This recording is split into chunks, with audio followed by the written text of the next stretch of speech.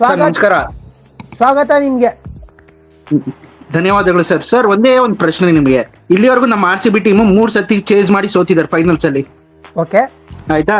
ಹಾ ಇವಾಗ 4ನೇ ಸತಿ ಫೈನಲ್ಸ್ ಹೋಗಿರೋದ್ರಿಂದ ಟಾಸ್ ಗೆದ್ರೆ ನೀವು ಬ್ಯಾಟಿಂಗ್ ತಗೋತೀರಾ ಬೌಲಿಂಗ್ ತಗೋತೀರಾ, ಇಲ್ಲ ಪಿಚ್ ನೋಡಿ ಬ್ಯಾಟಿಂಗ್ ಬೌಲಿಂಗ್ ತಗೋತೀರಾ, ಇಲ್ಲ ಹಿಸ್ಟ್ರಿ ನೋಡ್ಕೊಂಡು ಬ್ಯಾಟಿಂಗ್ ಬೌಲಿಂಗ್ ತಗೋತೀರಾ? ಸರ್, ಹಿಸ್ಟ್ರಿ ನೋಡ್ಕೊಂಡು ಅಂತ ಹೇಳಿದ್ರೆ ಇವಾಗ ನಾನು ಅದೇ ಹೇಳ್ತಾ ಇದ್ದೆ ಯಾರಿಗೋ ಕೇಳಿದಾಗ, ಲಾಸ್ಟ್ 3 ಫೈನಲ್ ಸೋತಿರೋದ್ರಲ್ಲಿ ಇಲ್ಲಿರೋ ಪ್ಲೇಯರ್ಗಳು ಯಾರು ಇರಲೇ ಇಲ್ಲ ಎಕ್ಸೆಪ್ಟ್ ವಿರಾಟ್ ಕೊಹ್ಲಿ. ಓಕೆನಾ?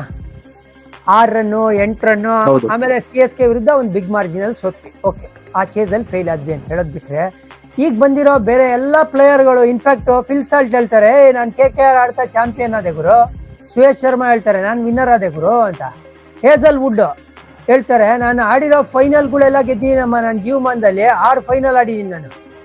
CL T20, 2 50 over world cup, 1 T20 world cup, 1 IPL, 1 BBL ಆಡ್ದಾಗೆಲ್ಲ ಚಾಂಪಿಯನ್ ಆಗಿದ್ದೀನಿ ನಾನು. ಸೋಲ್ ಅನ್ನೋದೇ ಗೊತ್ತಿಲ್ಲ ನನಗೆ. ಹಾಗಾಗಿ ಅದೆಲ್ಲ ಯಾಕೆ ತಲೆ ಕೆಡಿಸ್ಕೋಬೇಕು ನಾನು? ಟೋಟಲಿ ಡಿಫ್ರೆಂಟ್ ಟೀಮ್ ಇರುವಾಗ ಕಂಡೀಷನ್ ಅವತ್ತಿನ ದಿವಸ ಓವರ್ ಹೆಡ್ ಕಂಡೀಷನ್ಸ್ ಏನೋ ಮಳೆ ಬರೋ ಸಾಧ್ಯತೆ ಇದೆಯಾ ಇದೆ ಅಂತ ಹೇಳಿದ್ರೆ ಚೇಸ್ ಮಾಡಕ್ಕೆ ಯೋಚನೆ ಮಾಡ್ತೀನಿ.